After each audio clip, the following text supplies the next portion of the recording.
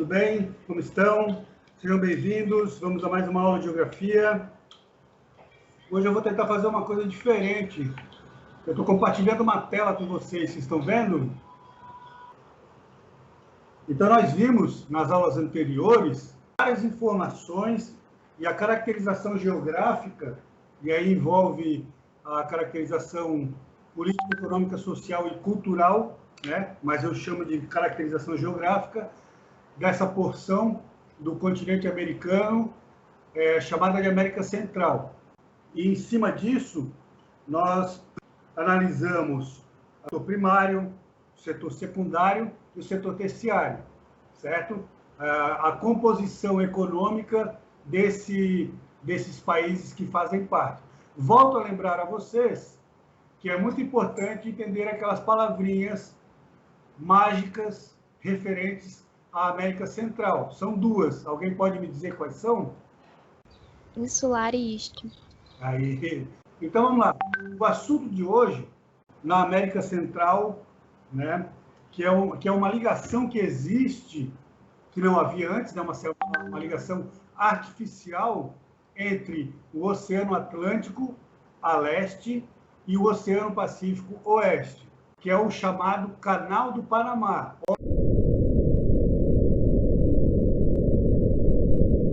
Então, dessa forma, ele é uma ligação artificial que liga esses dois oceanos. O Canal do Panamá começou a ser construído em 1881 pela França, certo?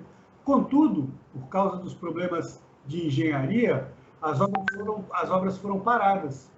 Em 1904, elas foram retomadas pelos Estados Unidos, que concluíram sua construção em 1914.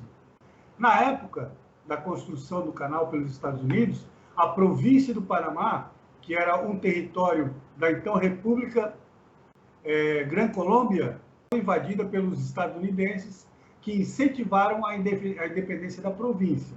Foi assim que o novo país, o Panamá, repassou aos Estados Unidos o direito de terminar as obras do canal, além de garantir o seu controle.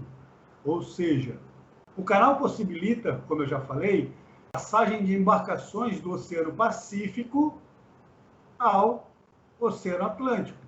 Bem simples de entender, né? Certo? E vice-versa, por meio de um sistema de lagos e eclusas. Essa palavra aqui também é importante entender. Eclusas são grandes tanques que permitem a movimentação das embarcações, construídas para vencer os desníveis de relevo.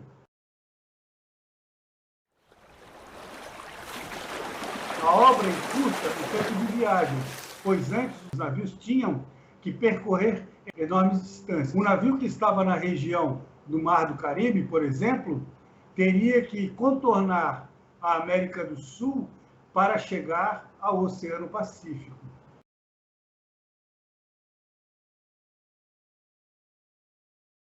Ou seja, é um caminho bem grande, né?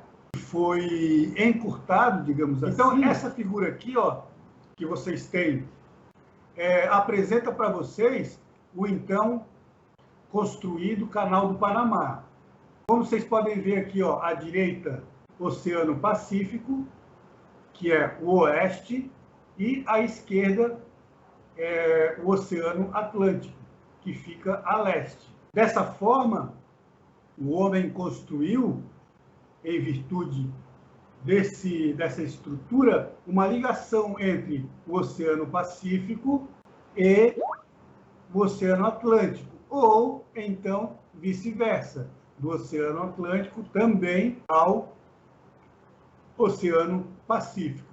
Pois bem, dessa forma, então, as economias, né, ao Oceano Atlântico, por exemplo, antigamente, conseguiram alcançar o Oceano Pacífico e, de outra forma, também vice-versa do Oceano Pacífico para o Oceano Atlântico. Aqui embaixo, esse aqui é o sistema de movimentação das embarcações, que pode ser tanto na direção, né, Atlântico-Pacífico, como vice-versa. Pacífico-Atlântico. No desenho aqui está mostrando do Pacífico para o Atlântico. As inclusas que nós nos referimos no texto anterior são essas caixas aqui, ó.